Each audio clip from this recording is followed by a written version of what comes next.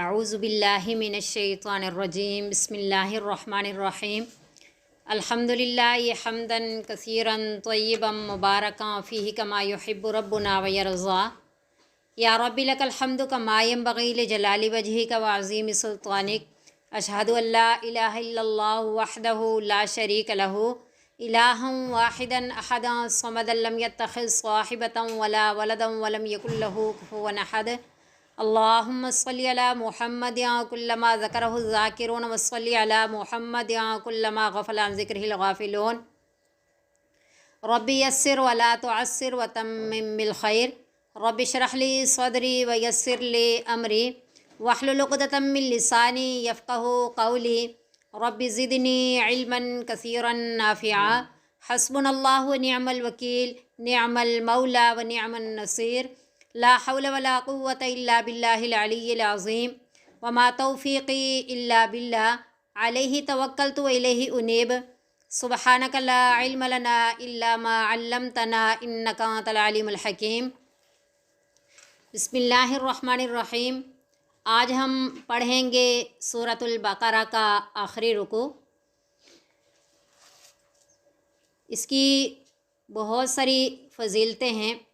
سب سے پہلی بات تو یہ ہے کہ سورۃ البقرہ کے اندر اللہ رب العزت نے زیادہ تر احکامات کو بیان فرمایا، جس میں عبادات، اعتقادات، معاشرت، اخلاق، ہر چیز کے بارے میں اللہ رب العزت نے بیان فرمایا۔ اور بھی صورتیں ہیں جن میں احکامات بیان کیے گئے، لیکن زیادہ تر سورۃ البقرہ کے اندر بیان کیے گئے۔ اسی لیے یہ آخر میں جو رکوع ہے اس کو اس صورت کے آخر میں بیان کیا گیا، کیونکہ اس میں احکامات زیادہ تر ہیں۔ اس میں بہت ساری چیزیں بیان کی گئی ہیں، ہم اس میں پڑھتے ہیں۔ اس کی فضیلتیں بھی بہت ساری ہیں، جیسا کہ ایک روایت میں نبی صلی اللہ علیہ وسلم نے فرمایا، جس کا مفہوم یہ ہے کہ یہ سورہ بقرہ کی جو آخری 2 آیات ہیں، جو ان 2 آیات کو پڑھ لے یہ اس کے لیے کافی ہیں۔ اور ایک حدیث مبارکہ میں آتا ہے کہ اللہ رب العزت نے یہ 2 آیات جنت کے خزانوں میں سے عطا فرمائی ہیں، اور مخلوق کی پیدائش سے 2000 سال پہلے اللہ رب العزت نے انہیں اپنے ہاتھ سے لکھ دیا۔ اور ایک روایت میں آتا ہے کہ یہ نبی صلی اللہ علیہ وسلم نے فرمایا کہ یہ 2 آیات مجھے اللہ تعالیٰ نے اپنے خزانے سے عطا فرمائی ہیں، جو عرش کے نیچے ہیں، ان خزانوں سے عطا فرمائی ہیں۔ اور ایک روایت میں آتا ہے کہ نبی صلی اللہ علیہ وسلم نے فرمایا، جس کا مفہوم یہ ہے کہ یہ جس نے 2 آیات پڑھ لی اس کو قیام اللیل کے لیے، یعنی کہ اس کو قیام اللیل کا ثواب ملے گا۔ یعنی یہ گویا کہ تہجد کے قائم مقام ہیں یہ 2 آیات۔ جس نے یہ 2 آیات پڑھ لی گویا کہ اس نے ساری رات قیام کیا، یا یوں سمجھ لیں کہ گویا کہ اس نے تہجد کی نماز ادا کر دی۔ تہجد کے بہت سارے فضائل ہیں، وہ فضائل گویا کہ ان 2 آیات سے بھی حاصل ہو سکتے ہیں، لیکن یوں نہیں کہہ سکتے کہ یہ تہجد کا بدل ہیں کہ ہم نے یہ 2 آیات پڑھ لی تو اب تہجد کی ضرورت نہیں ہے۔ ثواب کی بات بتائی جا رہی ہے کہ ان کا ثواب اتنا زیادہ ہے۔ اور حضرت علی رضی اللہ تعالیٰ عنہ اور حضرت عمر فاروق رضی اللہ تعالیٰ عنہ فرماتے تھے کہ یہ 2 آیتیں، جس انسان کے اندر تھوڑی سی بھی عقل ہے تو ان 2 آیات کی تلاوت کیے بغیر وہ رات کو سو نہیں سکتا۔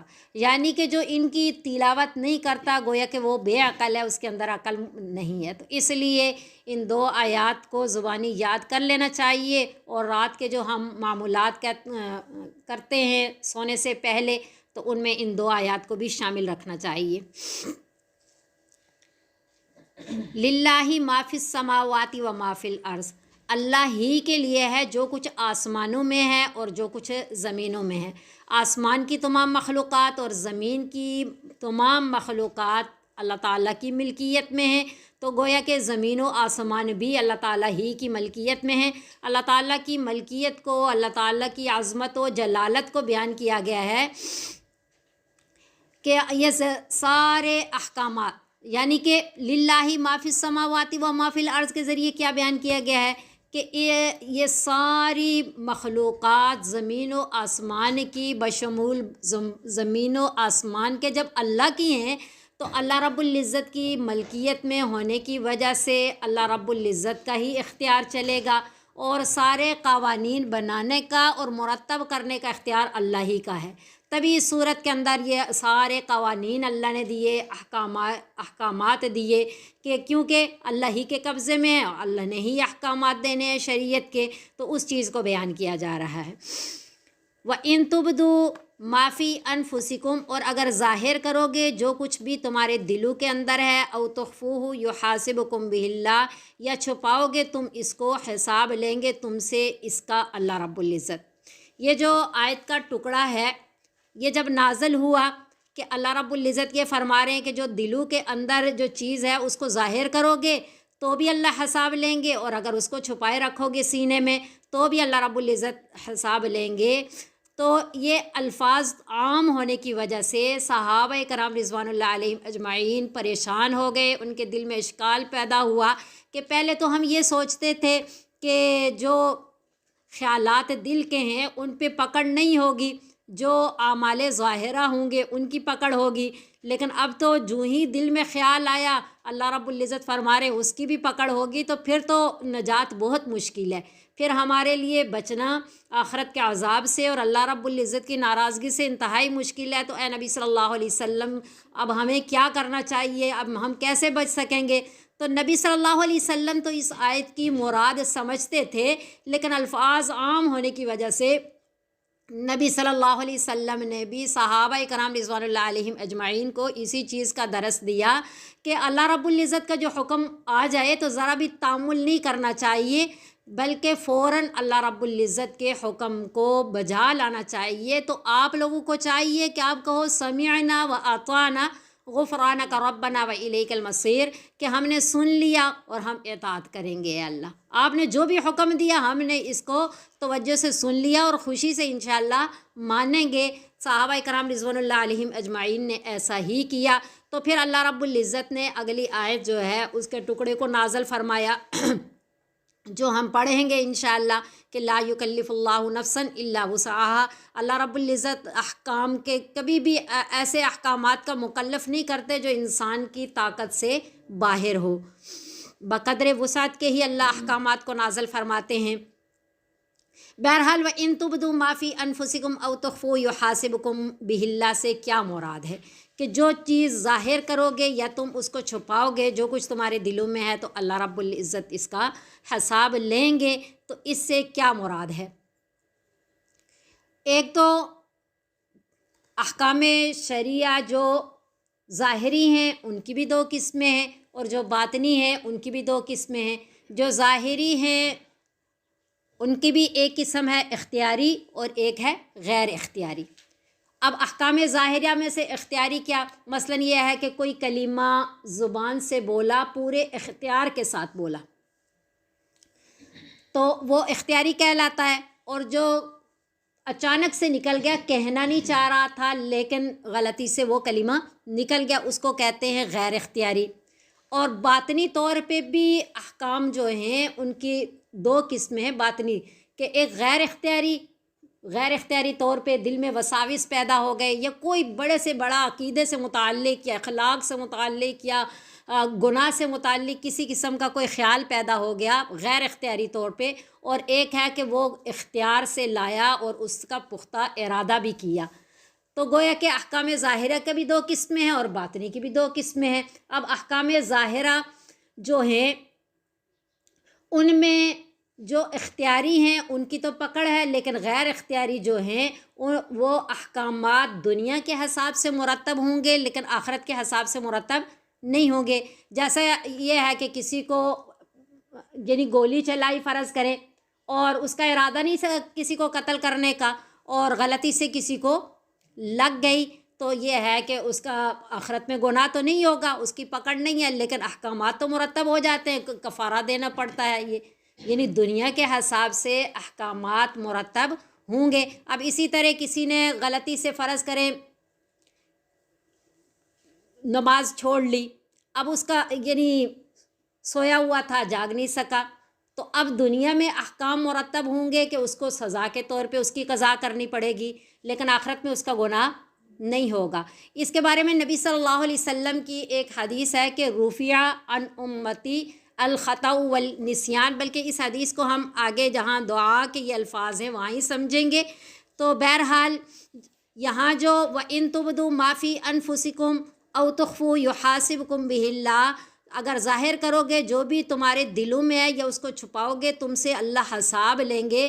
تو یہاں حساب لینے سے مراد کون سے والے جو چھپاؤ گے یا ظاہر کرو گے؟ جو اختیاری ہوں گے، جو غیر اختیاری ہیں ان کی پکڑ نہیں ہے، چاہے وہ ظاہری ہوں چاہے وہ باطنی ہوں، لیکن جو ظاہری ہیں دنیا کے حساب سے احکامات مرتب ہو جائیں گے، آخرت کے حساب سے ان کی کوئی سزا نہیں ہے۔ فَيَغْفِرُ لِمَن يَشَاءُ وَيُعَذِّبُ مَن يَشَاءُ، پس بخش دیں گے اللہ تعالیٰ جس شخص کو چاہیں گے اور عذاب دیں گے اللہ تعالیٰ جس کو چاہیں گے۔ اب یہ ہے کہ اللہ رب العزت جو اختیاری گناہ ہیں، جو اختیاری بات دل میں وساوس پیدا ہوئے ہیں، اختیار سے ان کا پکا ارادہ بھی کیا ہے، تو اللہ رب العزت چاہیں گے تو معاف فرما دیں گے جس کو، اور جس کو چاہیں گے نہیں معاف کریں گے۔ تو ایک تو دوسری آیت سے ثابت ہے کہ ان اللہ لا یغفر ان یشرک بہ ویغفر دون ذلک لمن یشاء، کہ اللہ رب العزت شرک کے گناہ کو نہیں بخشیں گے، اس کے علاوہ جس کو چاہیں گے معاف فرما دیں گے۔ تو یہاں جو فیغفر لمن یشاء ویعذب من یشاء سے مراد وہ والے خیالات ہیں یا وہ والے پختہ ارادے ہیں جو شرک و کفر سے نیچے درجے کے ہیں، کیونکہ شرک و کفر والی باتوں کو اللہ رب العزت نے فرمایا کہ اللہ معاف نہیں کریں گے۔ دوسری بات یہ ہے کہ اللہ کس کے لیے چاہتے ہیں اور کس کے لیے نہیں چاہتے، بہت ساری باتیں احادیث مبارکہ سے بھی سمجھ آتی ہیں۔ اب جیسا کہ ایک حدیث میں آتا ہے کہ ایک مفہوم یہ ہے کہ ایک عورت نے جو ہے ایک بلی کو سزا دی تو اس بلی کو سزا دینے کی وجہ سے وہ جہنم میں چلی گئی، یعنی کوئی گناہ ایسے ہوتے ہیں کہ جن کی وجہ سے وہ ساری نیکیوں کو کھا جاتے ہیں اور پھر وہ مغفرت نہیں ہو سک رہی ہوتی تو جہنم میں بندہ چلا جاتا ہے۔ اور اسی طرح کچھ نیکیاں ایسی ہوتی ہیں کہ وہ سارے گناہوں کو کھا جاتی ہیں، جیسا ایک جس نے کتے کو پانی پلایا تو اللہ رب العزت نے اس کی مغفرت فرما دی۔ تو بہرحال کچھ گناہ ایسے ہو جاتے ہیں جو نیکیوں کو کھا جاتے ہیں، کچھ نیکیاں ایسی ہیں جو گناہوں کو کھا جاتی ہیں۔ اسی حساب سے اللہ رب العزت کی چاہ بھی ہوتی ہے کہ کس کو معاف کرنا چاہیے اور کس کو معاف نہیں کرنا چاہیے۔ واللہ علی کل شیء قدیر۔ اب یہ ہے کہ اللہ جس کو چاہتے ہیں معاف کر دیتے ہیں اور جس کو نہیں چاہتے اللہ نہیں معاف کرتے، تو کہیں یہ عدل کے خلاف بات تو نہیں ہے؟ پھر اللہ رب العزت نے فرمایا کہ اللہ ہر چیز پر قادر ہیں اور اللہ ہی جانتے ہیں کہ کس کو معاف کرنا چاہیے۔ اللہ للہ ما فی السماوات و ما فی الارض کے ذریعے بھی یہی سمجھا کہ ساری کائنات اللہ کی ہے، ساری مخلوقات اللہ ہی کے قبضے قدرت میں ہے، اور مجموعے عالم کے نظام کو بھی اللہ ہی جانتے ہیں کہ کس کو کس حساب سے معاف کرنا چاہیے نہیں کرنا چاہیے، اور اللہ ہی کی قدرت ہے، اس لیے انسان اس بارے میں کچھ بھی نہیں کہہ سکتا اور نہ انسان کی عقل کی وہاں تک رسائی ہے۔ آمن الرسول بما انزل الیہ من ربہ، ایمان لائے یعنی اعتقاد رکھا، یقین کیا نبی صلی اللہ علیہ وسلم نے، بما اس پر، اس کتاب پر، انزلہ جو نازل کی گئی، الیہ آپ صلی اللہ علیہ وسلم کی طرف، من ربہ آپ صلی اللہ علیہ وسلم کے رب کی طرف سے، والمؤمنون اور ایمان والے بھی۔ اب یہاں نبی صلی اللہ علیہ وسلم سید الانبیاء ہے، پیغمبر تو سارے ایمان لاتے ہیں اور یقین کرتے ہیں جو بھی ان پہ کتاب نازل کی گئی یا پہلے پیغمبروں پہ نازل کی گئی۔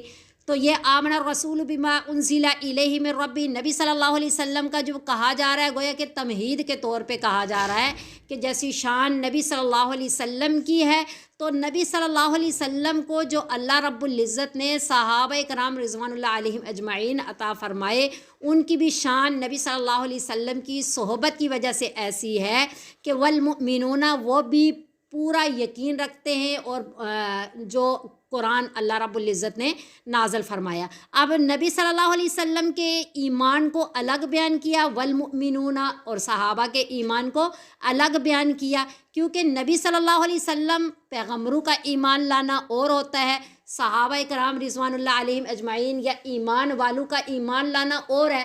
جیسا نبی صلی اللہ علیہ وسلم کا جو ایمان ہے وہ مشاہدے کے ساتھ ہے اور سماع کے ساتھ ہے، کہ حضرت جبرائیل علیہ السلام سے خود انہوں نے سنا اور انہوں نے اس کتاب کو مانا، یقین رکھا، ان کے دل پہ نازل ہوا.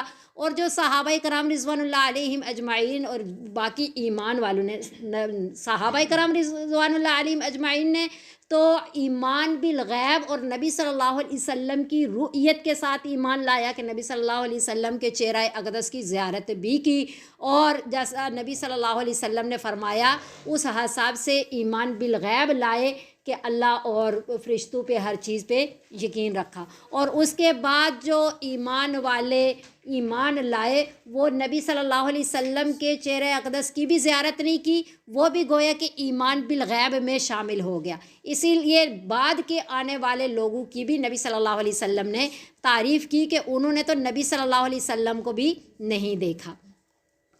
تو والمؤمنون میں اولین جو مصداق ہیں ایمان والوں کے ایمان کے، وہ صحابہ کرام رضوان اللہ علیہم اجمعین میں، اور بعد میں سارے ایمان والے شامل ہیں. اب تو آمن الرسول بما انزل الیہ من ربہ والمؤمنون میں ایمان مجمل کو بیان کیا گیا کہ ایمان لائے نبی صلی اللہ علیہ وسلم بھی اور سارے ایمان والے بھی. تو کس چیز پر ایمان لائے؟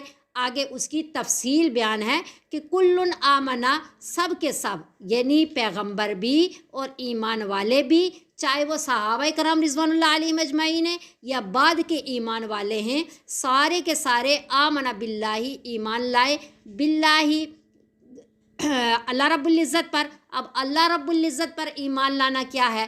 اللہ رب العزت، اللہ لفظ جو ہے بہت دفعہ یہ بات ہوئی کہ اس کا معنی کیا ہے کہ تمام صفات کی، تمام کمالات کی جامع ذات اور تمام نقائص سے منزہ و مبرہ ذات.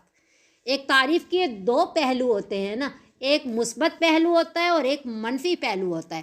مثبت پہلو کیا ہوتا ہے؟ مثلا کسی کے بارے میں ہم کسی کی خوبیاں بیان کریں کہ یہ اچھی ہے، با اخلاق ہے، با حیا ہے، با عمل ہے، با ادب ہے، تو یہ تعریفیں ہیں، یہ مثبت پہلو ہوتا ہے. تو منفی پہلو کیا؟ کہ یہ اس میں کسی قسم کے یہ کیا نام ہے، غیبت نہیں کرتی، چغلی نہیں کرتی، یعنی ان باتوں کی نفی کی جا رہی ہوتی ہے کہ اس میں یہ بھی یہ برائیاں نہیں ہیں، اور یہ ہوتا ہے منفی پہلو. تو اللہ تعالیٰ کی تعریف کے بھی ہم جو سبحان اللہ پڑھتے ہیں نا، یہ کون سا پہلو ہے؟ منفی پہلو ہے کہ اللہ تعالیٰ تمام نقائص سے منزہ و مبرہ ذات ہے، ایک پہلو یہ ہے. اور مثبت پہلو کیا ہے؟ کہ اللہ تعالیٰ تمام کمالات کی جامع ذات ہے، یہ مثبت پہلو ہے. اور تمام نقائص سے منزہ و مبرہ ذات ہے، یہ منفی پہلو ہے. یعنی دونوں حساب سے اللہ تعالیٰ کامل ذات ہیں، اللہ وحدہ لا شریک ذات ہیں. اللہ تعالیٰ کی ذات میں بھی اور اللہ تعالیٰ کی صفات میں بھی کوئی اللہ تعالیٰ کا شریک نہیں ہے. یوں اللہ تعالیٰ پہ ایمان لانا. ایک تو ایمان لانا ہوتا ہے نا، اب مشرک ہیں، مشرک بھی اللہ تعالیٰ کو مانتے ہیں، مشرک بھی اللہ تعالیٰ کو مانتے ہیں، لیکن یہ ہے کہ اللہ تعالیٰ کو کیسے مانتے ہیں کہ اللہ ہیں، لیکن اللہ تعالیٰ تک پہنچنے کے لیے فرشتے بھی ذریعہ ہیں، یہ ان کو ذریعہ بناتے ہیں اور ان کو ان کا شریک ٹھہراتے ہیں کہ یہ غلط راستہ اختیار کر کے. جیسا کہ یوں سمجھ لیں کہ ہمیں سورۃ الفاتحہ کے اندر جو سبق سمجھایا گیا نا، جو ہمارا عقیدہ پکا کیا گیا، وہ کہا گیا ایاک، حالانکہ ایاک مفعول ہے، مفعول ہے نا، نعبدو فعل بفاعل، ایاک مفعول، فعل فاعل پہلے آتا ہے، مفعول بعد میں آتا ہے. اس کو پہلے لایا گیا کہ خاص تیری ہی ہم عبادت کرتے ہیں اور خاص تجھ ہی سے ہم مدد، اللہ صرف آپ ہی کی عبادت کرتے اور آپ ہی سے مدد مانگتے ہیں. اب ہی اور بھی کا فرق ہے کہ جو موحد ہوتے ہیں، اللہ تعالیٰ کو اکیلا مانتے ہیں، وہ کہتے ہیں ہی، اللہ ہی کی ہم عبادت کرتے ہیں. اور جو مشرک ہوتے ہیں وہ کیا کہتے ہیں؟ بھی، اللہ ہم آپ کی بھی عبادت کرتے ہیں اور آپ کے ساتھ دوسروں کو بھی شریک ٹھہراتے ہیں۔ یہ جو ہی اور بی کا فرق ہے نا، یہ موحد اور مشرک کا فرق ہے۔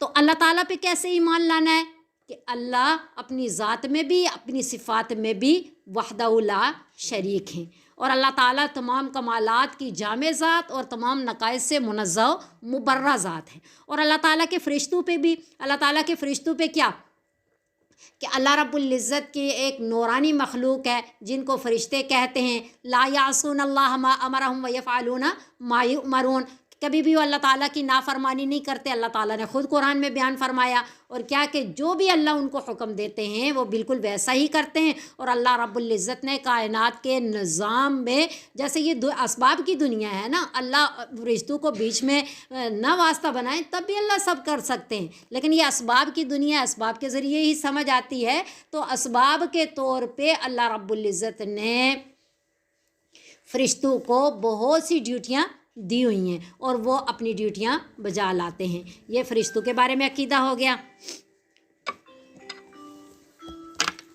وَكُتُبِهِ، اور اللہ تعالیٰ کی جتنی بھی کتابیں ہیں ان پہ ایمان لاتے ہیں، چاہے وہ تورات ہے، چاہے وہ زبور ہے۔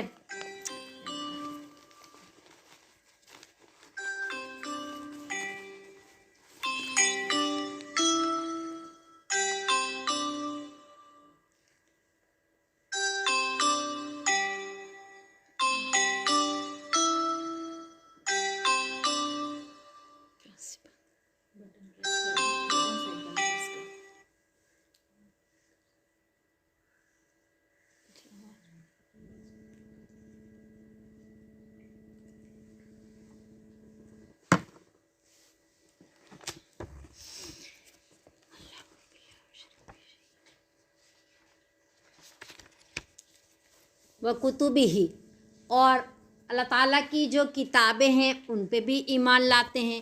ایک صرف قرآن شریف پہ نہیں بلکہ پہلے والی جو کتابیں ہیں، تورات، زبور، انجیل اور صحیفے، ساروں کو برحق سمجھتے ہیں۔ اصل میں وہ برحق ہیں، اصل میں منزل من اللہ ہیں، اللہ تعالیٰ کی طرف سے نازل کردہ ہیں۔ ہاں بعد میں تحریف بھی ہو گئی، جن کو جو جو کتابیں ملی ان امتوں نے ان کے اندر تحریف کر دی، جیسے یہودیوں نے تورات کے اندر تحریف کر دی، لیکن جو ان کے احکامات ہیں اگر تحریف شدہ نہ بھی ہوں تو نبی صلی اللہ علیہ وسلم کو جب اللہ نے نبی مبعوث فرمایا اور قرآن کتاب دے دی تو جو ان کے احکامات اللہ رب العزت نے جاری رکھنے تھے وہ قرآن میں نازل فرما دیے۔ پچھلی کتابیں قرآن کے ذریعے کیا ہو گئی؟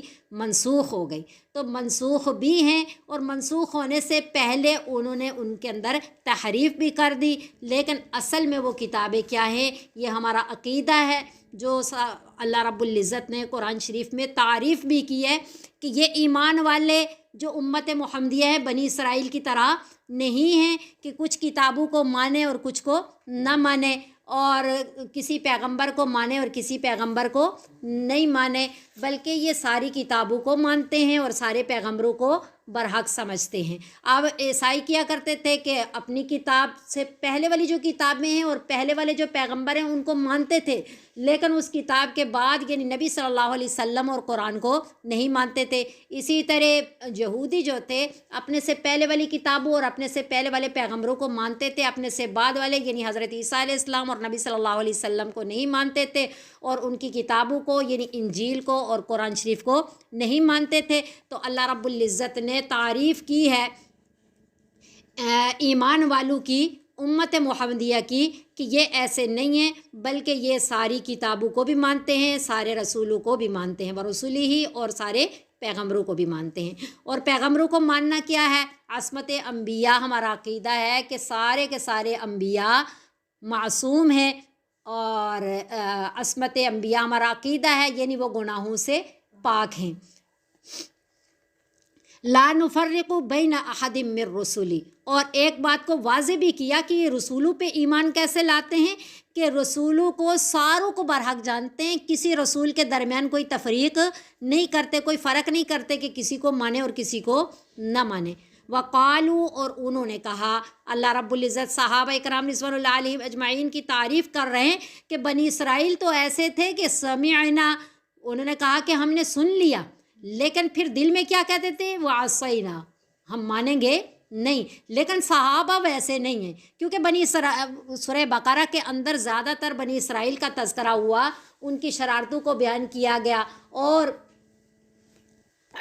ان کی جو سزائیں تھیں، اللہ تعالیٰ کی ناراضگیاں تھیں، ضدی قوم تھیں، کس طرح اپنے پیغمبر کو تنگ کر کر کے بعد میں جو وہ مانتے تھے، تو صحابہ کرام رضوان اللہ علیہم اجمعین کی تعریف کی جا رہی ہے کہ یہ ایسے نہیں ہے، بلکہ یہ سمعنا، سن لیا ہم نے، اطعنا اور ہم اطاعت کریں گے، ہم مانیں گے. تو یہ یعنی کہ سن کر کے ہر چیز پہ عمل پیرا ہوں گے، سر تسلیم خم، جیسا اللہ کا حکم ملا ہم اس میں ذرا بھی تعامل نہیں کریں گے، ہم ساروں کو مانیں گے. لیکن اے اللہ پھر بھی غلطی ہو جاتی ہے، غفرانک ربنا، اے اللہ ہمیں بخش دیجئے، آپ ہمارے رب ہیں، وَإِلَيْكَ الْمَصِيرُ، اور آپ ہی کی طرف لوٹنا ہے. کہ یعنی ان کو فکر آخرت لگی رہتی ہے کہ اے اللہ ذرا سی بھی کوئی کمی کوتاہی ہو گئی، ذرا سی بھول چوک ہو گئی تو اے اللہ آپ ہمیں معاف فرما دیجئے گا، کیونکہ ہم نے آپ ہی کی طرف لوٹنا ہے. تو یہ اللہ تعالیٰ کے احکامات پہ عمل پیرا جو بندہ نہیں ہو سکتا، اس کی بڑی وجہ جو ہے نا دنیا کی محبت ہوتی ہے اور حرص ہوتی ہے. یہ حب جا اور حب مال، یہی دو چیزیں تھیں جنہوں نے بنی اسرائیل کو اللہ رب العزت کی نافرمانی کرنے پہ مجبور کیا. تو اس لیے صحابہ نے کیا، وَإِلَيْكَ الْمَصِيرُ، کہ اے اللہ حب دنیا نہیں ہے، ہم نے آپ کی طرف آنا ہے. ہاں جو غلطیاں ہوں گی، غلطی سے ہو گئی گناہ، تو اے اللہ آپ ہمیں معاف فرما دیجئے گا اور ہم نے آپ کی طرف آنا ہے. یہی وہ انقلابی بات ہے جو انسان کے اندر جو ہے حب دنیا اور یعنی حب مال اور حب جا پیدا نہیں ہونے دیتی، فکر آخرت. تو پھر اللہ رب العزت نے یہ آیت نازل فرمائی تھی جو صحابہ کرام رضوان اللہ علیہم اجمعین کے دل میں اشکال ہو گیا تھا کہ وَإِن تُبْدُوا مَا فِي أَنفُسِكُمْ أَوْ تُخْفُوهُ يُحَاسِبْكُم بِهِ اللَّهُ، کہ یہ جو دل کے اندر خیال پیدا ہو رہا ہے، یعنی کہ دل کے اندر وساوس پیدا ہو جائیں، اگر ان کی پکڑ ہے تو پھر بچنا مشکل ہے. تو اللہ رب العزت نے صحابہ کرام رضوان اللہ علیہم اجمعین کو یہ آیت کا ٹکڑا نازل کر کے تسلی دی کہ اللہ ایسے نہیں ہے. لا یکلف اللہ نفسا الا وسعها، نہیں مکلف کرتے اللہ تعالیٰ، نہیں تکلیف میں مبتلا کرتے اللہ تعالیٰ نفسا کسی بھی جان کو، الا وسعها مگر اس کے وسعت کے بقدر. یعنی احکامات کا مکلف، ایسے احکامات کا مکلف نہیں کرتے جو انسان کی طاقت سے باہر ہو. انسان کی طاقت کے بقدر اللہ تعالیٰ نے احکامات دیے ہیں، اور دل کے اندر تو غیر اختیاری خیالات کا آ جانا اور ان پہ پکڑ ہونا تو یہ تو پھر تکلیف دہ بات ہے، مشکل بات ہے. تو ایسا نہیں ہے کہ غیر اختیاری باتوں پہ پکڑ ہو. اللہ نے فرمایا لہا ما کسبت وعلیہا مکتسبت، لہا ہر جان کے لیے، ما وہی کچھ ہے، کسبت جو اس نے کمایا، یعنی جس کا اس نے ارادہ کیا، اس کو نیکی کا ثواب بھی وہی ملے گا جس نیکی کا اس نے ارادہ کیا. وعلیہا اور اسی پر ہے گناہ، مکتسبت جو اس نے کمایا، یعنی جس گناہ کا اس نے ارادہ کیا. اب یہاں تھوڑی سی بات سمجھیے گا جس کی وضاحت نبی صلی اللہ علیہ وسلم نے اپنی مبارک حدیث میں بھی کی. یہ دیکھیں نیکی کے لیے کسبت لفظ آیا ہے اور برائی کے لیے اکتسبت. یہ فرق دیکھیے گا، یہ کسب اور اکتساب میں بہت فرق ہے. کیا فرق ہے؟ اب حدیث مبارکہ میں جیسا آتا ہے نا کہ نبی صلی اللہ علیہ وسلم نے فرمایا، جس کا مفہوم یہ ہے کہ انسان کے دل میں نیکی کا ارادہ پیدا ہوتا ہے، وہ نیکی کرتا نہیں ہے تو اس ارادے پہ بھی ایک نیکی لکھی جاتی ہے. اور جب انسان گناہ کا ارادہ کرتا ہے تو اس ارادہ اس پہ کیا ہوتا ہے؟ نیکی گناہ نہیں لکھا جاتا. لیکن جب وہ پختہ ارادہ کرتا ہے تو پھر یہ جو ہے نا کہ جو کچھ چھپاؤ گے، جو ظاہر کرو گے، تو اختیاری اور غیر اختیاری کی بات ہوئی ہے. یہ جو اختیاری ہے اس کو کہتے پختہ عزم کر لینا، پختہ ارادہ کر لینا. تو جس چیز کا پختہ ارادہ کرتا ہے تو اس پہ ایک گناہ پھر لکھا جاتا ہے. اس کا اگر پختہ ارادہ کسے کہتے ہیں؟ پختہ ارادہ کہتے ہیں کہ اگر کوئی رکاوٹ پیدا نہ ہوتی تو یہ بندہ جو ارادہ اس نے کیا اس کا کیا کر دیتا، اس کو کر گزرتا. تو ایسے ارادے کو پختہ ارادہ کہتے ہیں. تو یہ ہے کہ نیکی جو ہے لہا ما کسبت، نیکی اس وقت یعنی ہلکے سے دل کے اندر خیال پیدا ہو گیا نیکی کرنے کا تو اس پہ بھی کیا جاتی ہے، نیکی ملتی ہے، نیکی ملتی ہے. لیکن گناہ اگر ہلکا سا ارادہ غیر اختیاری خیالات پیدا ہوتے ہیں تو اس وقت پکڑ نہیں ہوتی. پکڑ کب جا کر کے ہوتی ہے؟ جب وہ پختہ ارادہ کرتا ہے.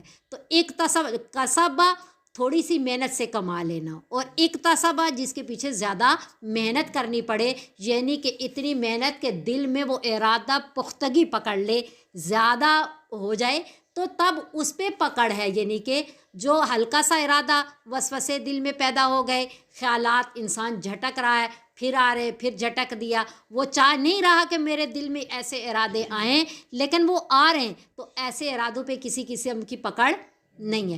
تو یہ کسبت اور اکتسبت میں یہی فرق ہے کہ نیکی کے لیے اللہ نے فرمایا لہا ما کسبت، اس کے لیے وہی ہے جو اس نے کمایا، یعنی جس کا ارادہ کیا، یعنی ہلکی سی بھی دل میں کسی نیکی کرنے کا ارادہ کر لیا تو اللہ اس کو اس پہ ثواب ضرور عطا فرماتے ہیں. لیکن گناہ کے لیے فرمایا وعلیہا مکتسبت، اور اس پہ وبال یعنی پکڑ وہی اسی کی ہوگی جو اس نے کمایا، یعنی جس کا اس نے پختہ ارادہ کیا. اکتسبت کیا کہہ رہے ہیں؟ پختہ ارادہ کیا، یعنی اس پہ محنت کی، اس ارادے کو اس نے پکا کر لیا. ربنا، اے ہمارے رب. آگے جو ہے اللہ رب العزت نے دعا بھی سکھا دی امت محمدیہ کو کہ آپ گو کہ صحابہ کرام رضوان اللہ علیہم اجمعین کی تعریف کی گئی کہ سمیعنا و اطعنا غفرانک ربنا و الیک المصیر، انہوں نے کہا. اور پھر اللہ رب العزت نے احکامات بھی ایسے کہ جو غیر اختیاری ہیں ان پہ کسی قسم کی پکڑ نہیں ہے. اور پھر اللہ رب العزت نے دعا بھی سکھا دی کہ پھر بھی اللہ تعالیٰ سے دعا مانگتے رہو، یعنی کہ یہ جتنی بھی یہ دعائیں ہیں نا یہ مقبول دعائیں ہیں. جو یہ آخری رکوع مفسرین فرماتے ہیں کہ یہ جتنی بھی اللہ رب العزت نے دعائیں سکھائی ہیں یہ اللہ رب العزت نے قبول فرما لی. لیکن یہ ہے کہ پھر مانگنے کو کیوں کہا گیا؟ مانگنے کو اس لیے کہا گیا کہ جو بندہ یہ دعائیں مانگے گا تو اللہ رب العزت جو ہے ان دعاؤں کو قبول بھی فرمائیں گے اور ان دعاؤں کے اثرات بھی اللہ عطا فرمائیں گے.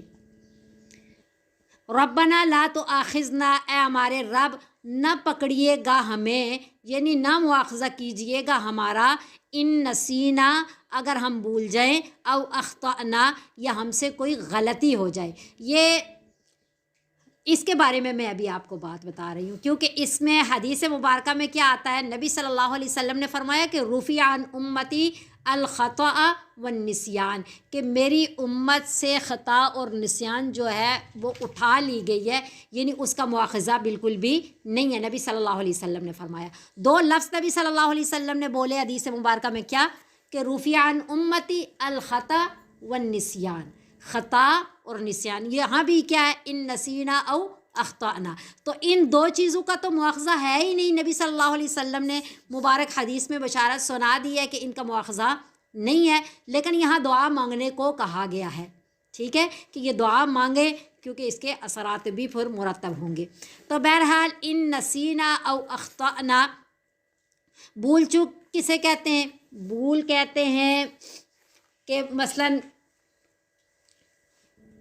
یاد، بھول تو سب کو پتہ ہے نا، بھول جانے کو کہتے ہیں. اور خطا کسے کہتے ہیں؟ خطا کہتے ہیں کہ غلطی سے ہو گیا، وہ چاہ نہیں رہا تھا. جیسا میں نے پہلے بھی مثال دی تھی اب وہ قتل کی، کہ ایسا غلطی سے، یعنی آپ فرض کریں کہ میں ایسے کر رہی ہاتھ کو، میرا ارادہ نہیں تھا لیکن ان کو میرے ہاتھ سے لگ گئی، تو یہ کیا ہو گیا؟ یہ ظاہری اس میں بھی آتا ہے، ظاہری طور پہ بھی غلطی سے ہو جاتا ہے اور باطنی طور پہ بھی، تو اس کی پکڑ نہیں ہے غلطی. रब्बना वला तहमिल अलैना, ए हमारे रब, वला तहमिल अलैना, ना ला दिएगा, अलैना हम पर, इसरन बोझ, यानी ना हमारे पे ऐसा बोझ हो, कमा जैसा कि हमलतहु लादा आपने उसको, अलल्लदीना उन लोगों पे, यानी अहकामात दिए, अलल्लदीना उन लोगों पे, मिन क़ब्लिना जो हमारे से पहले थे, यानी बनी इसराइल को जिस तरह के अल्लाह आपने अहकामात शाका दिए, मुश्किल किस्म के अहकामात दिए, ए अल्लाह हमें वैसे अहकामात न दीजिएगा। यानी जैसा उनका रोज़ा 24 घंटे का था, हमारा रोज़ा किस तरह, इस तरह उनके बहुत सारे अहकामात जो थे ना बहुत सख्त किस्म के थे। तो यहाँ जो बोझ से मुराद क्या है, वो वाला बोझ जो अहकामात का बोझ है। और आगे रब्बना, ए हमारे रब, वला तुहम्मिलना, न ला दिएगा हम पे, माँ ऐसा बोझ कि ला ताक़त लना भी, नहीं है ताकत हमारे लिए इसकी, यानी इसको उठाने की। तो यहाँ बोझ से क्या मुराद है, यहाँ बोझ से मुराद सज़ाएँ हैं। पिछले बोझ से मुराद अहकामात थे और इस बोझ से मुराद सज़ाएँ हैं, क्योंकि बनी इसराइल को दुनिया में ही बहुत सारी सज़ाएँ दी गई हैं। जैसा हफ्ते वाले दिन शिकार करने से मना किया गया, और जब उन्होंने शिकार कर लिया तो अल्लाह रब्बुल इज़्ज़त ने उनको खिंजीरो बंदर बना दिया। इसी तरह जो है जब उन्होंने बछड़े की परस्तिश की तो जिन्होंने नहीं की थी उनको हुक्म दिया गया कि जिन्होंने परस्तिश की इनको कत्ल कर डालें। तो इस तरह की सज़ाएँ ए अल्लाह हमें दुनिया में न दीजिएगा। और नबी सल्लल्लाहु अलैहि वसल्लम की दुआ भी थी, अल्लाह रब्बुल इज़्ज़त ने नबी सल्लल्लाहु अलैहि वसल्लम की दुआ को कबूल फ़रमाया और इज्तमाई अज़ाब उम्मत मुहम्मदिया पे नहीं आता। लेकिन यहाँ दुआ करने को भी कहा गया कि ये दुआ करें। और आगे देखिएगा तरतीब में अल्लाह रब्बुल इज़्ज़त ने हमें ये बात सिखाई कि वाफ़ु अन्ना, अल्लाह हमें हमसे दरगुज़र कीजिए। दरगुज़र यानी जैसे कहते हैं ना कि इग्नोर कर दी, ये जैसा कहते हैं पंजाबी में कि चलो छड्डो इसनु, रहने दो, इस तरह का है ना कि वाफ़ु दरगुज़र कर दीजिए। उसके बाद वग़फ़िर लना, कहा कि सिर्फ़ दरगुज़र ही नहीं, अल्लाह हमारी कामिल मग़फ़िरत फ़रमा दीजिए, ऐसे कि जो हमसे भूल चूक हुई, गलती हुई, गुनाह हुए, अल्लाह उसको उनके निशानात भी मिटा दीजिए, हमारी इस तरह मग़फ़िरत फ़रमा दीजिए। और फिर सिर्फ़ मग़फ़िरत नहीं, तीसरा दर्जा भी, ये 3 दर्जे हैं, एक दरगुज़र का, एक मग़फ़िरत का और एक रहमत का। ये तीसरा दर्जा कि ए अल्लाह सिर्फ़ दरगुज़र न कीजिए, सिर्फ़ मग़फ़िरत फ़रमा करके हमारे गुनाहों के निशानात न मिटाइए, बल्कि हम पे रहमत का भी नुज़ूल फ़रमा दीजिए कि अज़ाफ़ी रहमत अता फ़रमा दीजिए। यहाँ रहमत से फिर क्या मुराद है कि ए अल्लाह अगली ज़िंदगी जो है ऐसी हम पे रहमत फ़रमा दीजिए कि गुनाहों से हम बचे रहें और नेकियों की हमें तौफ़ीक मिलती रहे। यहाँ रहमत से ये मुराद है कि जब आपने दरगुज़र भी कर दिया, अल्लाह छोड़ दिया कि हमारी पकड़ नहीं की, हमारी पकड़ नहीं की, और फिर हमारी मग़फ़िरत भी फ़रमा दीजिए कि पकड़ भी नहीं की और हमारी गुनाहों के निशानात भी मिटा दिए। अब हमारे पे रहम फ़रमा दीजिए, ऐसा रहम कि आइंदा हम गुनाहों से बचे भी रहें और हमें नेक अमल की तौफ़ीक भी मिलती रहे। और ये कौन नहीं करने देता ऐसा, जो दुश्मन होता है वो फिर ए अल्लाह आपके करीब नहीं होने देता। हम तो चाहते हैं कि हमसे गुनाह ना हो, हम तो चाहते हैं कि हम आपके करीब हों, हम आमाल सालिहा करें, हम आपके रज़ा वाले आमाल करें और आपकी नाराज़गी वाले आमाल से बचें। लेकिन जो दुश्मन ए अल्लाह आपने हमारे साथ लगा दिए हैं, जो ज़ाहिरी तौर पे ये काफरों की सूरत में हमें आमाल नहीं करने देते और बातनी तौर पे नफ्स व शैतान की सूरत में हमें आमाल नहीं करने देते, तो ए अल्लाह आप फिर अंत मौलाना, आप हमारे कारसाज हैं। और जो कारसाज होता है, काम बनाने वाला होता है, दोस्त होता है, वो तरफदार होता है। तो आप हमारी तरफदारी कर दीजिए कि आप वंसुरना अलल कौमिल काफिरीन, ये सारा कुछ क्यों करें, वाफ़ु अन्ना वग़फ़िर लना वरहमना, कि आप अंत मौलाना हैं, आप अंत मौलाना हैं, आप हमारे मौला हैं, आप हमारे कारसाज हैं, آپ ہمارے کام بنانے والے ہیں، آپ ہمارے دوست ہیں، اس لیے جو دوست ہوتا ہے وہ درگزر کر دیتا ہے، وہ جو ہے رحم کر رہا ہوتا ہے، تو آپ تو سب سے بڑے کارساز ہیں۔ تو پھر فنصرنا علی القوم الکافرین، جو طاقتیں ہمیں آپ کے قریب نہیں ہونے دیتی، ان ساری طاقتوں کے مقابلے میں آپ ہمارے معاون بن جائیے اللہ، آپ ہماری مدد کر دیجئے۔ جو ظاہری کافروں کی صورت میں ہمارے دشمن ہیں، ان میں کے مقابلے میں بھی ہماری مدد فرما دیجئے، اور باطنی طور پہ جو ہمارے دشمن ہیں نفس و شیطان کی صورت میں، اے اللہ ان کے مقابلے میں بھی ہماری مدد فرما دیجئے۔ تو یہاں کافرین میں نفس و شیطان کا بھی سوچ لینا چاہیے، ماحول کا بھی سوچ لینا چاہیے، برے دوست کا بھی سوچ لینا چاہیے، اور کافروں کا بھی سوچ لینا چاہیے۔ جو طاقتیں ہمیں اللہ کے قرب سے روکتی ہیں، چاہے ہمیں پتہ ہوتا ہے نا ہم کس وجہ سے اللہ کے قریب نہیں ہو رہے، اگر مال ہمیں قریب نہیں ہونے دے رہا، مال کے بارے میں حب مال ہے اس کے بارے میں سوچ لے، حب جاہ ہے اس کے بارے میں سوچ لے، حتیٰ کہ اولاد ہے، اگر اولاد کی وجہ سے ہم اللہ کے قریب نہیں ہو پا رہے، کوئی بھی ہمارا رشتہ ہے، جو ہمارا تعلق ہے، جو ہمیں اللہ کے قریب نہیں ہونے دے رہا، اللہ سے اس کی وجہ سے ہم دور ہو رہے ہیں، تو اس کی بھی نیت کر لینی چاہیے، تاکہ اللہ تعالیٰ کی اس کے مقابلے میں ہماری معاونت ہو جائے۔ تو اللہ رب العزت ہمیں ان احکامات جو اللہ رب العزت نے سورہ بقرہ کے اندر بیان فرمائے، یا پورے قرآن کے اندر، یا نبی صلی اللہ علیہ وسلم نے اپنی مبارک احادیث میں بیان فرمائے، یعنی کہ جو شریعت اللہ رب العزت نے ہمیں عطا فرما دی، اس شریعت کی پاسداری کرنے کی ہمیں توفیق عطا فرمائے۔ اللہ رب العزت نے ہمارے لیے بہت آسان احکامات بنائے، اور اللہ ہمیں وہ روحانی اور جسمانی طاقت بھی عطا فرما دے، وہ اللہ ہمارے معاون بن جائیں کہ ان احکامات پہ ہم عمل پیرا ہو سکیں۔